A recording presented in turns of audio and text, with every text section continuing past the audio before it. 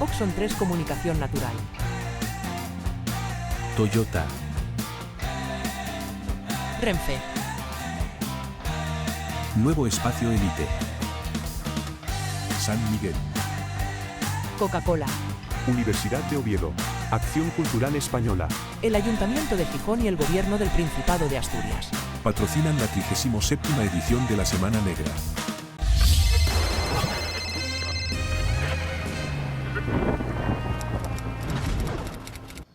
Bueno, pues voy a presentaros muy brevemente a una autora que nos trae su primera novela, aunque bueno, ya cuenta que tiene ya otra escrita y otra más esperando, o sea que es una primera novela publicada, pero que podéis leerla, que enseguida van a estar ya en la calle el resto, no vais a perder la ocasión. Es una novela muy compacta y con muchos temas, es que son casi 3 novelas en una, porque bueno, sin duda es una novela negra, tal cual, con sus asesinatos y su búsqueda de culpables, policía, o sea, tiene todos los ingredientes de la novela negra. Pero es también sobre los malos tratos y además es también, bueno, pues una novela sobre las relaciones familiares cotidianas. Las 3 novelas que podríamos definir de esta manera se funden en una, y me llama la atención lo bien estructurada que está la obra. Es decir, a pesar de ser una obra con muchos personajes, con muchos temas, con muchas posibilidades, es una novela que está muy bien llevada desde el principio hasta el final. No me puedo resistir a deciros que empieza con una frase que no es la primera, con lo cual no es ningún spoiler, ¿no? Además está también en la contraportada. La primera frase es: voy a matar a tu hijo.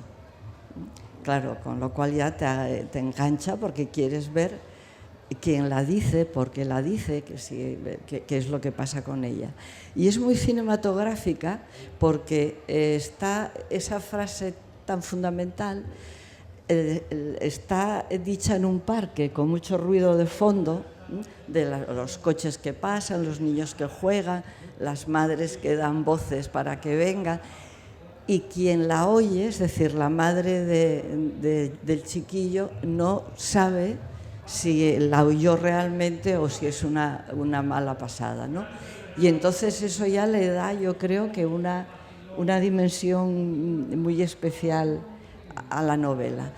Y por eso te quería preguntar cómo conseguiste, o sea, cómo hacías para mantener tantos hilos y no perder ninguno. Es decir, tenías un esquema muy bien fundamentado, ¿cómo hiciste? Bueno, buenas tardes y gracias por venir.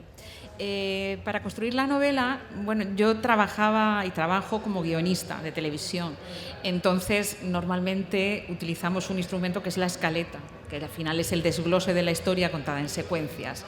Eso, aunque no lo he exportado tal cual a la novela, es una cosa que como de formación profesional se queda. Y yo sí me trazo un camino, una hoja de ruta, sé dónde voy a terminar, y normalmente manejas varias tramas. Es raro que en una serie de televisión solamente tengas un hilo argumental y no haya otras historias adyacentes. En este caso, como las había y iban confluyendo, pues me vino muy bien hacer una pequeña escaleta o un pequeño mapa para componer las 3 historias y dirigirlas hacia el punto en el que yo quería que acabaran confluyendo. Y luego hay a lo largo de la novela pues momentos en que parece que tienes muy claro quién es el culpable, ¿no? Y luego, bueno, obviamente no es así, te va a sorprender otra vez, hasta llegar pues a un final que no podemos desvelar, pero un final que sorprende. ¿Eso también lo tenías pensado desde el principio? Sí, siempre el final tiene que estar clavado. O sea, a mí me parece que está muy bien ser escritor de brújula. Yo lo soy bastante dentro de lo que me permito con esta pequeña escaleta que me hago, pero una cosa sin la que no empiezo es sin el final. Entonces, cuando se trataba de hacer un noir y manejar una serie de sospechosos, pues tenía que poner las fichas de uno en otro, ir alternando, pero si sabía muy bien quién era y tenía toda la intención que fuera esa persona. Tiene que ver con el título, tiene que ver con la médula de la novela, por qué se producen esos crímenes y de la manera en la que se producen. Entonces sí, estaba todo muy calculado desde el principio. Oye, igual nos podías explicar, bueno, el título tiene mucho que ver con la obra, pero ¿por qué te decidiste a ponerle ese título?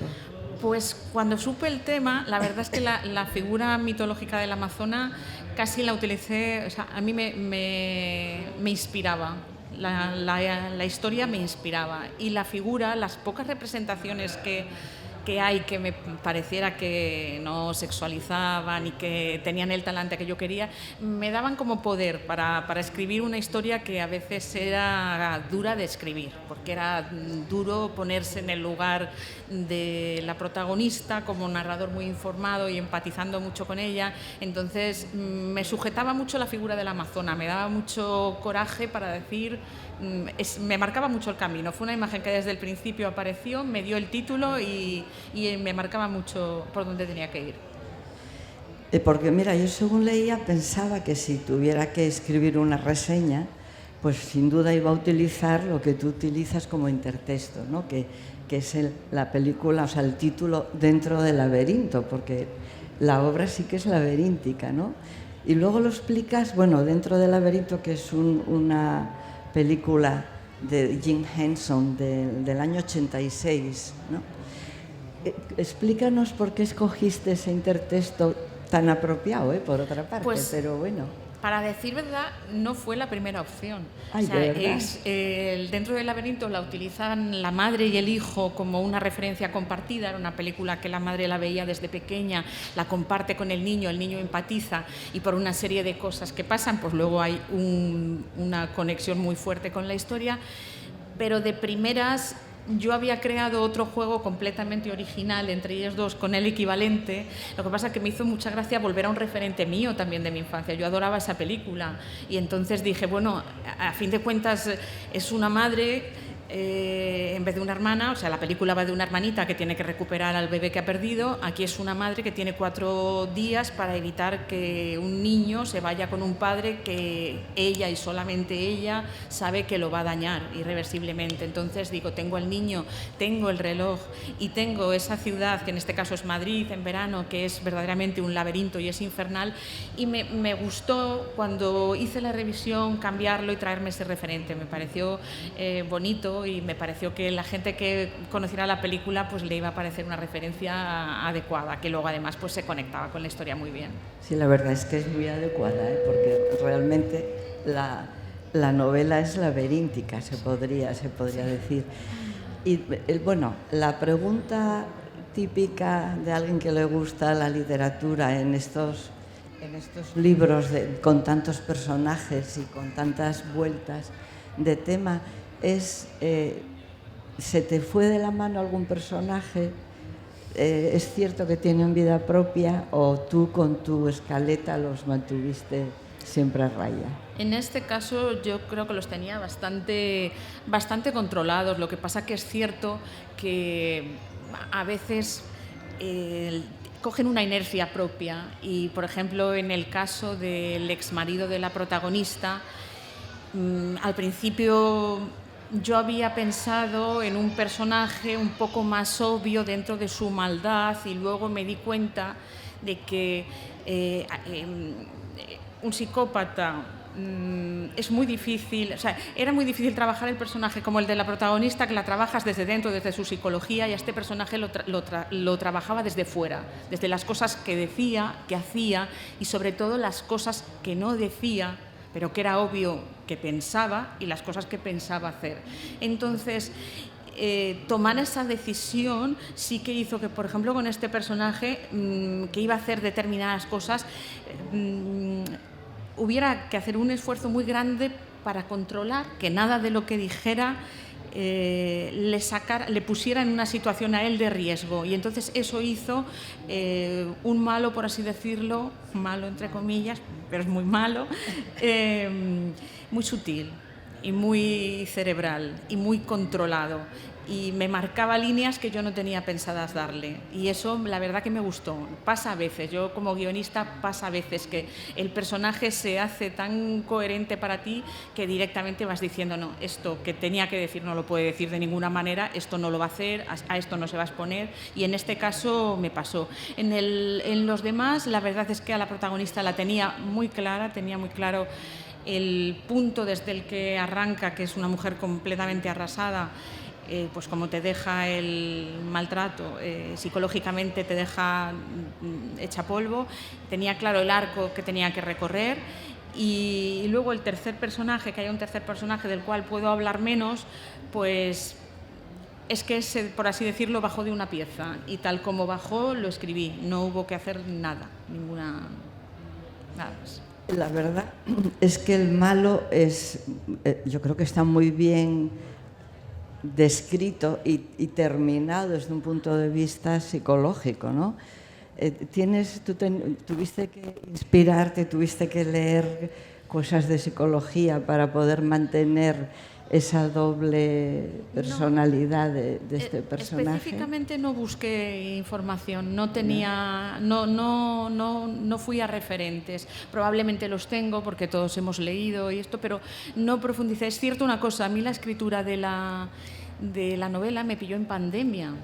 Entonces, yo, todos temas que se tratan en la novela, cosas como lo de la limpieza traumática, todo esto, venían de bagaje mío, de lecturas mías, porque yo no pude hablar con nadie, no tenía opción tampoco a reunirme con nadie, ni a encontrarme con mujeres que hubieran sufrido, ni hablar específicamente con psicólogos. Todo fue un poco bagaje personal, de lecturas y de, a lo mejor, otros momentos y cosas que había recibido, pero no me preparé específicamente nada acerca de ello, todo salió. Es que me impresionó también mucho cuando hablas de esos momentos, uno de los personajes, ¿no?, que se queda en la mente cuando dice ese silencio blanco en que es incapaz de salir de ahí ni reaccionar, que a mí me pareció que tiene mucho que ver con otro de los temas que tratas, que son todas esas mujeres silenciosas que se reúnen y que no es que vayan a hablar, pero se sienten unidas, ¿no? En el caso del personaje que comentas, que también es una manera de tratar la salud mental de los profesionales que están en primera línea de fuego, tratando y viendo constantemente cosas horribles, que dices, bueno, es su profesión, pero llega un momento que son personas y hasta la mente más fuerte es permeable al horror continuado. Él lo utilizaba para tratar la salud mental, y esos momentos de silencio realmente son sus crisis, que no tiene tanto que ver con el silencio de las mujeres que se juntan, todas ellas víctimas de maltrato, porque en el caso de la violencia, y en este caso el caso de la protagonista es violencia psicológica, el gran problema que tiene ella es el silencio. Cuando tú no cuentas una cosa, y no la cuentas primero porque no te lo crees, luego porque es una vergüenza que te esté ocurriendo eso a ti, nadie te va a creer, y luego por miedo, lo que no cuentas no existe. ¿Qué pasa? Que de repente, como eso no existe ni ha existido, a ti te dicen, a tu hijo yo lo voy a matar en 4 días, a ver quién te cree, porque no te cree nadie. Y se va pasando el tiempo y tú tienes que ir desesperada de uno a otro, pero lo que nunca has contado, porque no lo has podido contar y porque no lo puedes verbalizar todavía, es lo que te salvaría. Entonces, esa especie de silencio, de no hay relato, no ha habido evidencias, nunca se lo había contado a nadie, nunca nos lo podíamos imaginar, él era fantástico, ella jamás se quejó, no hubo denuncias, todo eso, al final es uno de los peldaños resbaladizos que te llevan a un momento en el que no tienes a dónde agarrarte, porque no tienes credibilidad ninguna, ni institucionalmente, ni siquiera en tu círculo, que es lo que le ocurre a la protagonista, que su círculo, el poco círculo que le queda después de tener esa relación, no la cree, no lo puede concebir. O sea, la loca es ella, que es la que no contó en su momento. Entonces, son dos tipos de silencio, pero uno corresponde pues eso, más al ámbito del problema psicológico que tiene, y otro es una de las claves del problema de la violencia. Sí, efectivamente, porque claro, realmente hay mucho de luz de gas, ¿no? Es decir, sí, volverla loca, sí, para que todos, bueno, madre incluida, pues piensen que es ella, claro, con un marido tan encantador. Sí. Que es ella la y tú que con tiene una el problema. historia de salud mental, tampoco hay que empujar mucho para que a la mujer en principio se la considere loca. Sí. Loca, pues es un panorama bastante complejo, tiene ella. Sí. No, es un ejercicio de manipulación a través de toda la, vamos, desde la primera frase hasta el final, sí, ¿no? En la que no se verbaliza nada, porque mi interés era que este personaje masculino jamás la hubiera pegado, jamás la hubiera insultado y jamás le ha dicho a ella nada explícitamente que a él lo pueda comprometer. Ella tiene poco que decir. O sea, ahora que le comentaba Socorro, es posible que esta serie se adapte a televisión. En la adaptación a televisión que yo estoy trabajando, me parece muy importante poner el foco sobre la línea donde empezó la violencia psicológica, que dices, ¿en qué momento? Si no hay un golpe, no hay un insulto y todo lo que hay es de una gran sutileza y con una progresión muy sutil, ¿en qué momento empieza? Si es que hasta la víctima dice, no lo sé ni yo, yo no sé delimitar en qué momento se cruzó la línea.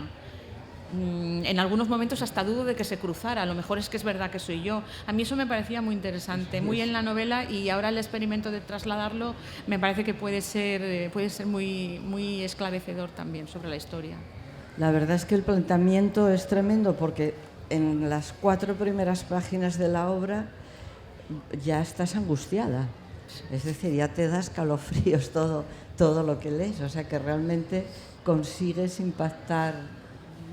Perdiste después el hilo, es decir, aliviaste un poco queriendo la narrativa, o querías mantenernos ahí. No, mi intención era mantener y subir la apuesta. De hecho, al principio ella pues va tocando todos los caminos que se le ocurre que tienen por delante, pero según va avanzando la novela, los caminos se van cerrando uno por uno y al final le queda el único, que es el de la confrontación directa, que durante gran parte de la novela este personaje es el camino que no podía emprender, porque no estaba preparada para ello. Entonces, sí que me gustaba mucho trabajar ese crescendo, esa tensión, el tiempo que se agota y lo que está en juego, que cada vez sabes que está más comprometido y más en juego, para poner al personaje en límite, para que el lector la acompañe en esa tensión creciente. Mira, otra cosa que claro, no se te ocurre, pero evidentemente si lo piensas era lógico, que es esto de la limpieza traumática. Sí. ¿Tú sabías de yo leí hace tiempo acerca de ello, y me pareció impactante. Ya, porque es lógico, pero no lo piensas nunca. Claro, pero me pareció no solamente impactante, sino que para el personaje, un personaje del que enseguida vas a decir que era una mujer profesional, muy bien posicionada, inteligente, exitosa, ¿qué le ha pasado en la vida? O sea, ¿de dónde viene, de qué años de vivencias ha vivido para que le parezca lo único que puede hacer meterse en un mono impermeable y entrar en casas de personas pues que han sufrido muertes violentas o Diógenes o que se ha producido, yo qué sé, pues algún tipo de asesinato terrible, y meterte en eso? Me pareció que era muy coherente con un personaje que había estado sometido a una violencia que no había tenido una representación como la que ella estaba limpiando. Me parecía que le venía muy bien al personaje posicionarlo desde ahí, y que veas de dónde, o sea, que te preguntes por qué está metida ahí, qué es lo que la hace estar en eso, de donde, tal como ella venía, tal como era el personaje. Me pareció interesantísimo. Me parece interesantísimo, claro. Porque claro, hay muchísima violencia y esas huellas quedan. ¿Quién las limpia? Entonces, yo no sé si la audiencia es consciente de ese tipo de trabajo que se estará realizando, claro, pues todos los días. Claro, Porque es que alguien lo tiene que limpiar, ¿no? Pero es tremendo. A mí eso me pareció también que, claro, al fin y al cabo es una transposición de toda la violencia mental. También Claro. quien limpia toda... Exactamente. todo y, eso. que la limpie ella, Exacto. precisamente, que parta de ahí, me parecía el punto de decir a dónde he llegado. O sea, desde el punto en el que ella más bajo donde ha podido llegar y más además simbólico para toda la carga de violencia que está soportando ella y que no tiene, como sí tienen esos escenarios, un trasunto físico, porque eso, lo que hablábamos antes, ella no ha podido ni contar, no ha hablado de ello, casi es una cosa etérea y ahí lo está rascando con un estropajito. Exactamente. Que claro, luego también todo eso vale para tener posibles culpables, ¿no? Ir jugando con quien está leyendo la obra, ¿no? También Claro. todo ese tipo de violencias que aparecen. Sí, claro, que aparecen servía en también ella. hay una serie de asesinatos seriales en el barrio y el hecho de que ella esté implicada en la limpieza, pues también me permitía traer al personaje que es policía y que lo va a investigar y que todos estuvieran circulando por ahí de una manera orgánica. Parecía esas veces que vienen elementos y todo va encajando para darle solidez y coherencia a la historia. Efectivamente. Y luego hay un personaje que a mí me pareció entrañable, que es el de la chica de la furgoneta.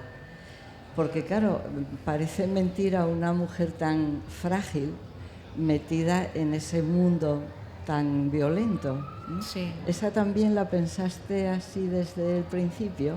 Sí, es que ese personaje que a lo mejor aparece muy al comienzo es muy importante porque la pobrecilla es un catálogo de todas las violencias que se pueden sufrir, abandonos, violencia sexual, violencia física, y tiene una manera de combatir contra ello, una manera muy suya, muy peculiar, y de alguna manera confrontarla con el personaje de la protagonista, que no tiene ni idea de por dónde salir, que no sabe cómo se puede uno enfrentar a eso, la hace tomar acción, no imitarla, porque mejor no imitarla, pero la hace tomar acción. Entonces, sí, para mí es uno de los personajes más significativos y más importantes de la novela. También se le puede llamar Amazona a ella, no solamente al personaje principal, ¿no? Claro, Me imagino que claro. eso también... Sí.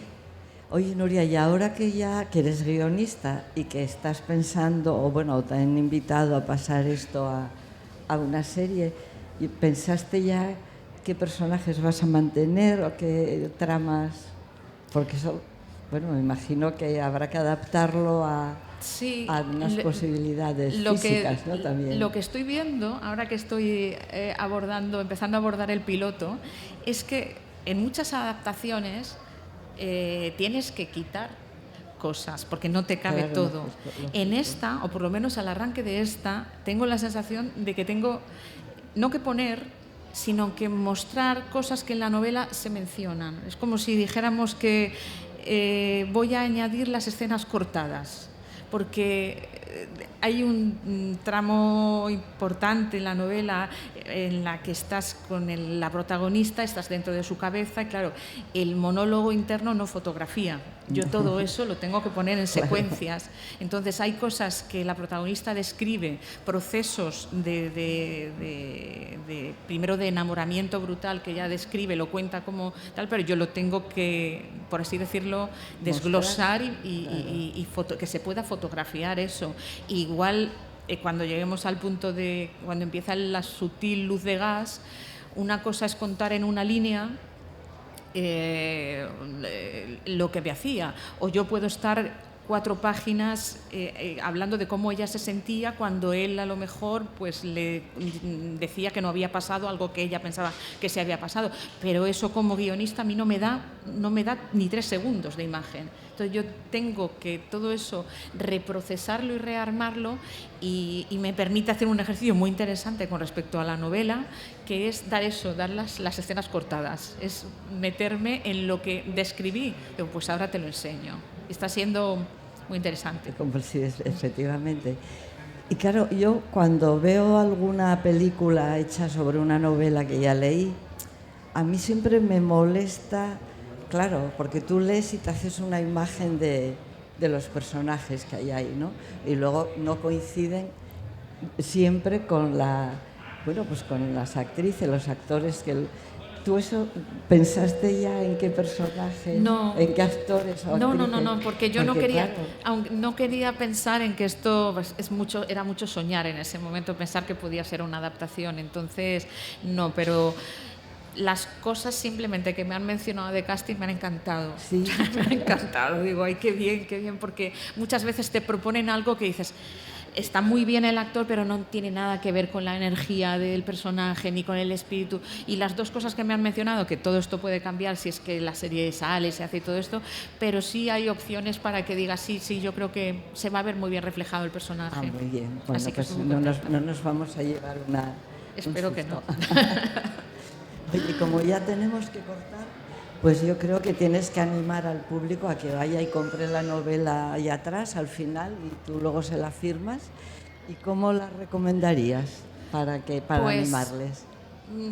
La recomendaría en principio, si quieren coger un libro, leerse las primeras 5 páginas y ya no poder soltarlo, porque me ha llegado hoy un mensaje de una lectora que me ha dicho, mira, tengo insomnio, quería solucionarlo leyendo un poco para relajarme y lo he soltado a las 6 de la mañana, me lo he terminado en una noche. Digo, ojo, lo siento, pero al mismo tiempo me parece un argumento de venta estupendo. O sea, que ya es mucha la gente que me ha dicho, una vez que empiezas llegas a un punto en el que no lo vas a poder dejar.